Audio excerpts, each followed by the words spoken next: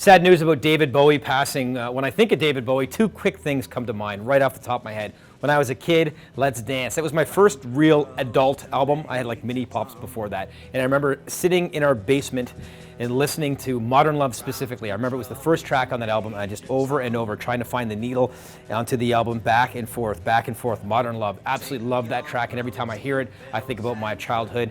It was 1995 when I was lucky enough to see David Bowie live at the Sky Dome at the time, co-headlining tour with Nine Inch Nails, and at the time I was more of a Nine Inch Nails fan than I was a Bowie fan, but I knew that I was very lucky to be seeing him.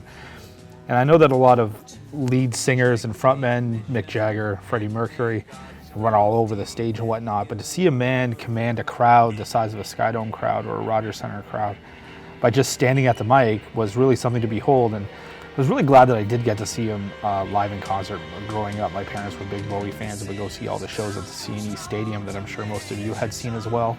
You know, I think David Bowie, everybody's sort of shocked, and because I didn't hear anything about this. This was as big a surprise to me as it was to anybody else.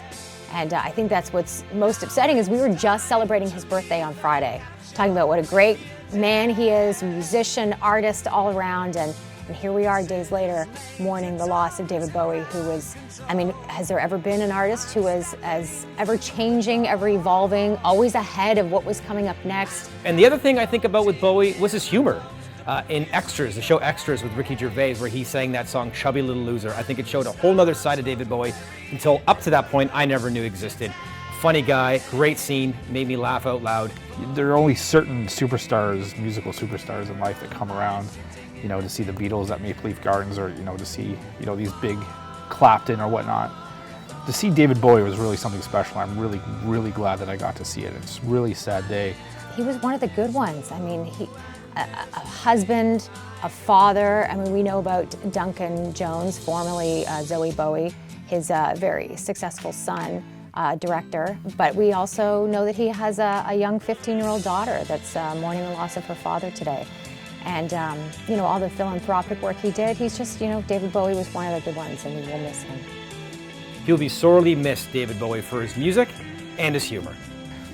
Today, the day that he passed, just thinking about, you know, everybody that he meant so much to. It's a tough day.